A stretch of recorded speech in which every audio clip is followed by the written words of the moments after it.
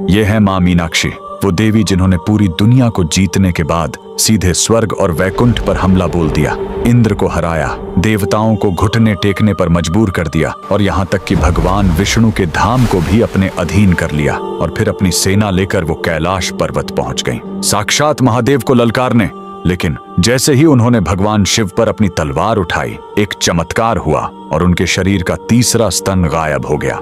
आखिर 3 स्तनों के साथ पैदा होने वाली यह राजकुमारी कौन है और क्यों भगवान शिव को इनसे शादी करने के लिए धरती पर आना पड़ा? कहानी शुरू होती है दक्षिण भारत के पांड्य साम्राज्य से। राजा मलयध्वज के कोई संतान नहीं थी। दरअसल राजा की पत्नी रानी कांचनमाला ने पिछले जन्म में माता पार्वती की घोर तपस्या की थी और उन्हें बेटी के रूप में पाने का वचन लिया था। भक्त का वचन निभाने के लिए स्वयं माता पार्वती ने कैलाश छोड़ दिया।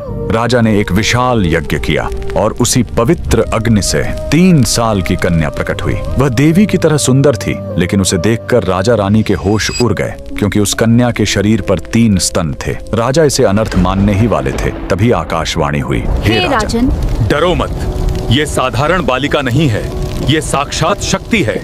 इसे एक योद्धा की तरह पालो।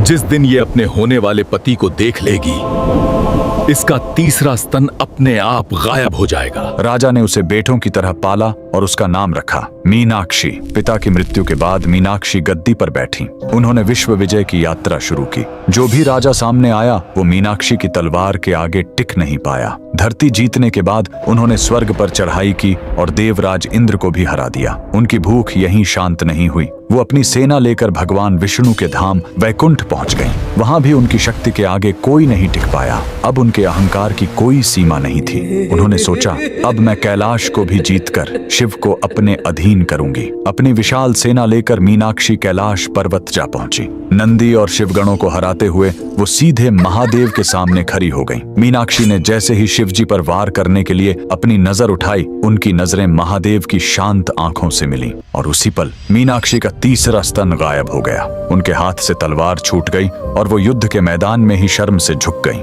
भविष्यवाणी सच हो चुकी थी। वो समझ गईं कि यह साधारण योगी नहीं बल्कि उनके स्वामी हैं। महादेव ने मुस्कुराते हुए कहा, देवी, तुम्हारा जन्म ही मुझसे मिलन के लिए हुआ है।